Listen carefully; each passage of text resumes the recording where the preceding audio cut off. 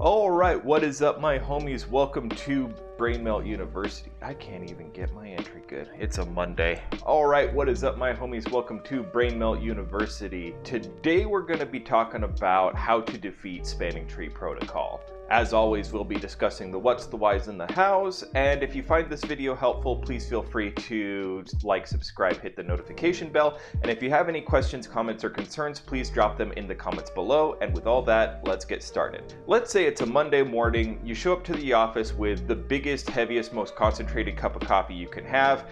You sit down to your desk and you immediately get a phone call, and it goes a little something like this. Sally's having a problem with her Pandora, and my Spotify just keeps buffering, whatever that means, and Billy said that he couldn't use Amazon Prime, and we're trying to use YouTube to figure out what's going on, but it's just not really doing anything. You really should do something about this. Okay, maybe it's not that extreme, and if you do work for a company like that, maybe it's time to think about getting a different job or talking to your employees about, working. After doing a little bit of investigating, you find out that all of the people in question having network problems are all connected to the same access switch, and when you look at the link between that access switch and its distribution switch, you find that that uplink has a 100% utilization. If you're not quite sure about some of the terminology that I'm bringing up here, I will drop my links to my network design video where I discuss the core distribution and access layers. And if you're not quite familiar with Spanning Tree Protocol, STP, I will drop my video link on that in the description below as well. So this seems like a pretty straightforward problem. You have 100% link utilization, so why don't we just add another uplink? We run a new cable between our access and distribution switch. Hell no, to the no, no, no, hell to the no. We run the new cable, everything looks hunky-dory except for our bandwidth is exactly the same, and on one side of our connection we see an amber link light instead of a green one. This is because of Spanning Tree, that ugly, well-meaning monster that has a tendency to ruin our lives. In a nutshell, Spanning Tree Protocol is attempting to protect your network from endless loops of data traveling around in circles by ensuring that no loops in our switching network has been created. Because we're making multiple connections between two switches, data could travel up one cable and then right back down the other, so Spanning Tree disables one in order to protect your network. So one might think, well, these users are just kind of SOL unless you can afford to spend the money to upgrade your switch infrastructure to higher data capacity switches, right? Hell to the no. See, this is a problem that's existed pretty much since Spanning Tree Protocol has existed, and that's why we use something called port aggregation. Port aggregation, or if you're using Cisco terminology, etherchannel, is our way of tricking multiple connections into thinking they are a single one. You're taking multiple physical cable runs and turning them into a single logical one. There are several ways that you can accomplish this. The first one that we can do is called a pure ether channel. This is where you're bundling these connections together, you're having to manually configure them, and you're going to have to manually find a way to actually force them to come up with each other.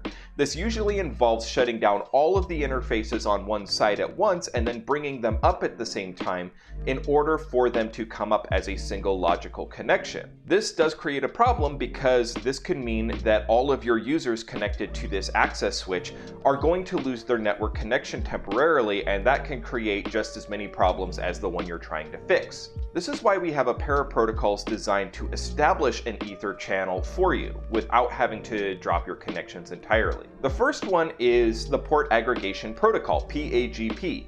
This is Cisco's proprietary protocol, so it's only designed to be used with Cisco switches, and if you're familiar with the dynamic chunking protocol, it uses a lot of the same terminology even though it's discussing slightly different tasks. With PAGP, you have the option of selecting either a desirable mode or an automatic mode. A group of interfaces that are operating in desirable mode are going to try to actively negotiate the establishment of an ether channel link, while the automatic side are going to passively allow the other end to dictate the terms of their connection establishment. If you attempt to configure both sides of an ether channel with PAGP as automatic, it's not actually going to establish because both ends are just sitting there awaiting instructions from the other.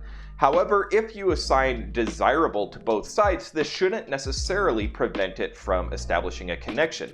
Even though both are actively attempting to connect, There's kind of a random back off timer, and if both of them back off for a random set of time, then by definition one of them should start establishing the link before the other one can. PAGP is really nice because it allows you to bundle up to 16 interfaces together. Now, this might seem a little extreme, but if you're talking about something like, say, a switch stack that has 8 48 port switches stacked together, that is a lot of port density that you have to worry about with your uplinks, and you might need between 8 and 16 interfaces just to be able to pass that sheer amount of data that your end users are using. But once again, PAGP is a Cisco proprietary protocol, and for some reason, not all beginners are able to establish a PAGP Ether channel on their first try, or even their 4th, 5th, or 6th try. That's why there's also another protocol, which is an open standard called the Link Aggregation Control Protocol, LACP. LACP can be used with any vendor and offers many of the same benefits as PAGP. It doesn't have the ability to offer up to 16 individual links, but it does allow you to aggregate up to 8 individual links into a single logical connection. This still gives you a lot of uplink bandwidth in order to connect your access switches to your distribution switch and vice versa, or connecting your core switch and your distribution switches, which might also need a high amount of bandwidth to connect the two in order to support your network utilization. Now, there are some limitations of using Ether channel, whether you're doing a pure Ether channel or using some sort of Ether channel protocol. One of these is going to be the rule that you cannot combine non-like interface types. So if you have a switch that has both SFP fiber optic ports and RJ45 copper connection ports, you're not going to be able to aggregate a SFP port with an RJ45 port. They all have to be the same type. As a proof of concept, I have seen people use an SFP Ether channel using a copper adapter on one side and a fiber optic cable on the other, and it has actually worked, although I can't vouch for the stability over the long term. This was just a proof of concept to see if they could make it work, and they did, and I was quite impressed with that. But in the real world, you probably wouldn't want to do this unless you had no other resort.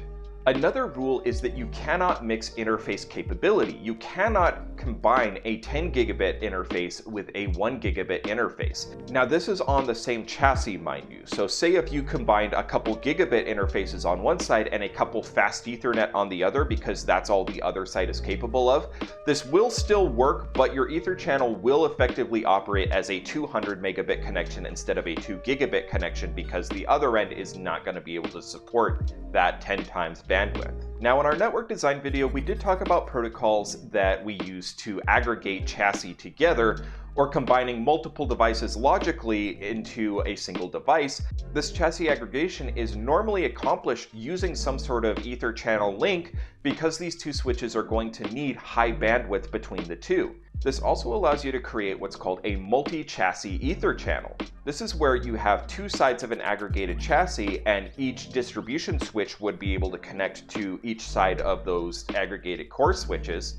And this multi-chassis Ether channel makes these operate as a single logical link. This is awesome because not only does it give us our double bandwidth, but if either of those chassis fails for either reason, whether it's from a power failure or a hardware failure, you still get bandwidth to your core switch without any spanning tree recalculations required. Now, that's pretty much it for Ether channel, but there's a couple more terms we need to discuss. One of these is the difference between a layer 2 Ether channel and a layer 3 Ether channel. A layer 2 Ether channel is an Ether channel that operates logically as a single layer 2 interface on a switch. By default, most switch interfaces are configured as layer 2 interfaces. Even if you've purchased a multi-layer switch, they're going to be operating as layer 2 unless you manually configure them otherwise. A layer 2 Ether channel operates just like a layer 2 connection between your other switches. You're still going to require something that does your VLAN tagging and QoS, and you're still going to need MAC addressing for all of those devices. So if you're configuring an Ether channel, you're going to have to tell it what VLANs are allowed across, how you're identifying those VLANs, and whether this is a trunk port or an access port. Now, just as a quick overview, a trunk port is a port designed to pass multiple VLANs worth of traffic, typically between switch to switch, but sometimes between switch and router. And an access port is typically designed to grant one device access to a single VLAN. A layer 3 interface, on the other hand, operates just like an interface on a router. router. This interface has an IP address assigned directly to it, and it begins routing just like a layer 3 interface on a router, meaning that your device needs to have some sort of IP routing in place, and it needs to have a routing table established in order for it to communicate across that link. You're starting to see these layer 3 ether channels a lot more often with introductions of things like software-defined access, software-defined networking, etc. You're seeing a lot more emphasis on a routed access layer. This means that your entire network for the most part is operating at layer 3 rather than layer 2. This allows for a lot more granular control of your data. It also makes it slightly less efficient, but we don't have to talk about that. You're still going to need a lot of bandwidth that connects your different layers of your LAN together, whether that's your core to your distribution or your distribution to your access layer. You're going to need ether channels to accomplish this, whether it's a layer 2 network or a layer 3. And that's why a layer 3 ether channel operates just like a single layer 3 interface on a layer 3 switch. And with that, I think we're about ready to wrap up. This was kind of a short and sweet video. It's not that difficult of a concept to wrap your head around, just a few numbers to wrap your head around and basic rules for deployment. Just another reminder to like, subscribe, hit the notification bell, share with your friends, comment down below. All of these things help the YouTube algorithm recommend this video to more users and help me be a better resource to you in the future. Stay safe, take care of yourself, and we'll see you back here next time at Brain Melt University.